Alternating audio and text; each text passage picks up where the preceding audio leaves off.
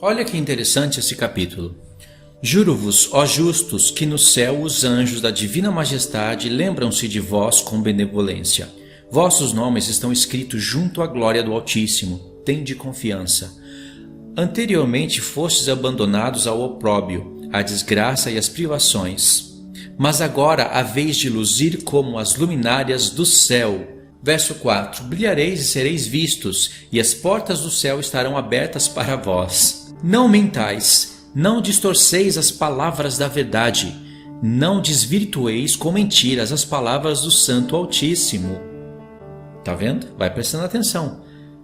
Pessoas que vão distorcer as palavras de Deus e mentir. Afastai-vos da adoração dos vossos ídolos. Aqui já reprovou totalmente a Igreja Católica, que distorce a palavra, desvirtua ela e adora ídolos. Não adora ídolos baseado na Bíblia, porque a Bíblia reprova ídolos. Ela adora ídolos baseado nos escritos dos seus padres e dos seus papas. Até Pedro, que eles consideram como o primeiro papa da Igreja Católica, aspas, eles não respeitam. Lê a carta de Pedro, vê se você encontra alguma instrução que se reflete na Igreja Católica. Eles estão sendo reprovados aqui. Verso 15. Pois todas as vossas falsidades e enganos não conduzem de forma alguma à retidão, mas sim a um grande pecado.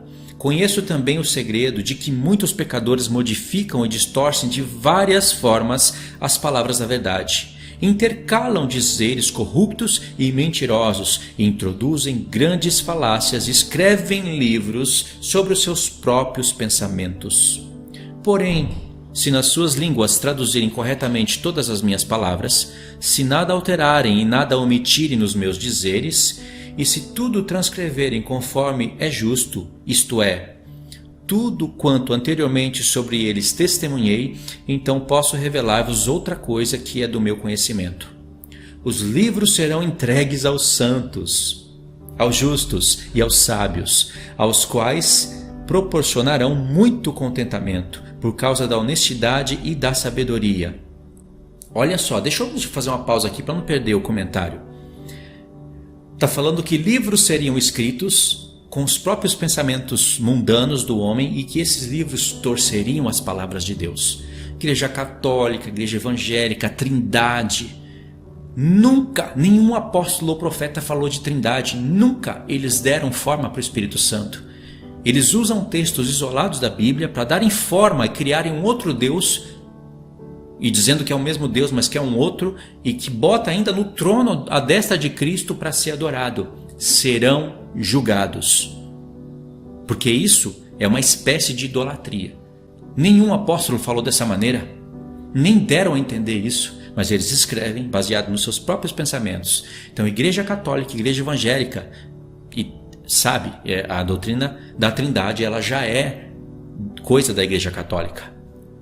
A Reforma tirou Maria do trono. Na mente dos católicos, Maria é a rainha dos céus e ainda está no trono. Mas a Reforma tirou Maria, só que aí pegou o Espírito Santo, deu uma forma para ele, torcendo os textos da Bíblia, e colocou o Espírito Santo à destra de Cristo. João não viu nada, João só viu o trono de Deus e do Cordeiro, os dois no mesmo trono, mas os trinitarianos dizem que foi tipo uma mensagem secreta, um aviso ultra secreto que Deus deu para João não escrever sobre a terceira pessoa, deixar em oculto, porque a Trindade iria revelar.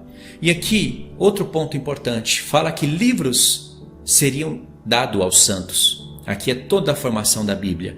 E iriam ser traduzidos corretamente em várias línguas. O evento da Torre de Babel não foi um evento inédito, nunca pré-anunciado. Está aqui avisando que homens falariam outras línguas. Verso 18.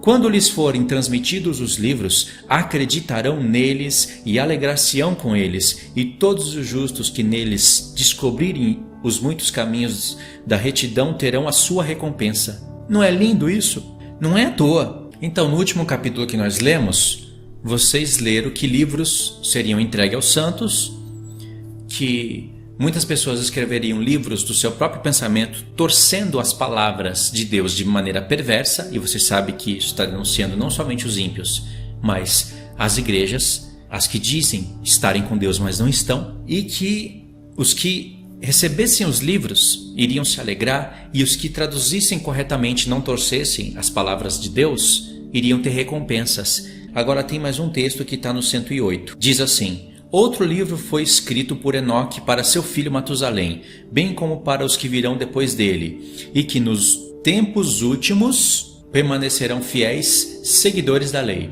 Aqui os tempos últimos é o mesmo que dizer os últimos dias, que começa lá no tempo dos apóstolos. Veja a ligação. Vós que praticaste o bem, deveis esperar por aqueles dias, quando serão aniquilados os malfeitores e quando o império da ofensa terá o seu fim. Aguardai tão somente. Virá o tempo do completo desaparecimento do pecado. Os nomes dos pecadores serão apagados do livro da vida e dos livros santos, ficando seus descendentes para sempre eliminados. Seus espíritos serão derribados por terra. Gritarão e amaldiçoarão num lugar imenso e deserto, ardendo no fogo. Isso não terá fim. Lá eu vi algo parecido como uma nuvem imensa. Por causa do seu volume não pude abrangê-la com os olhos. Vi também um fogo de labaredas claras, algo que se assemelhava a montanhas ardentes, que se movia de cá para lá em círculo. Então eu perguntei a um dos santos anjos que estava comigo: que é essa coisa que arde? Não é um dos fogos do céu, mas apenas uma chama que brilha, e nela se descobrem gritos, choros, lamentações, torturas e grandes sofrimentos. Então ele me disse: neste lugar que está vendo serão trazidos os espíritos dos pecadores, bem como os dos blasfemos e dos que falsificam tudo o que o Senhor, pela boca dos profetas, anunciam sobre o futuro. Está vendo?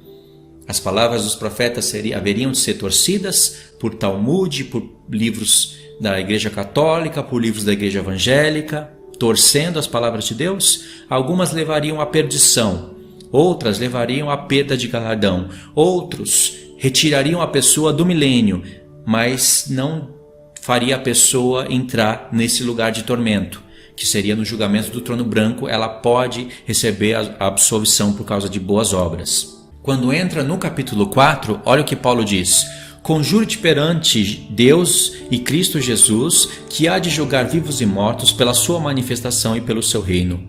Prega a palavra, insta, quer seja oportuno, quer não. Corrige, repreende, exorta com toda longanimidade e doutrina, pois haverá tempo em que não suportarão a sã doutrina. Pelo contrário, cercar-se-ão de mestres segundo as suas próprias cobiças, como que sentindo coceira nos ouvidos, e se recusarão a dar ouvidos à verdade, entregando-se a fábulas. Deixa eu pontuar aqui para vocês: catolicismo, fábula, que leva ao lago de fogo. Toda a doutrina católica. Calvinismo, fábulas, e muitas dessas pessoas vão para o lago de fogo. Adventismo, muitas das doutrinas, fábulas, serão julgados conforme as obras. Trindade, fábula inventada. Só não perderão a salvação por causa de outras obras que eles praticam, né? Se forem obras boas e pregam outras coisas boas, poderão ser salvos, mas perderão brilho. O brilho baseado nas estrelas do céu, né? Perderão brilho, perderão galardão, porque nenhum apóstolo falou que o Espírito Santo é a terceira pessoa da divindade e que ele tem uma forma visível e está à destra de Cristo, como estão falando por aí. Fábulas. E eles vão atumultuar mestres para si, porque quando eles ouvirem a verdade vai coçar os ouvidos e eles não vão suportar nada disso. De onde Paulo tirou tudo isso?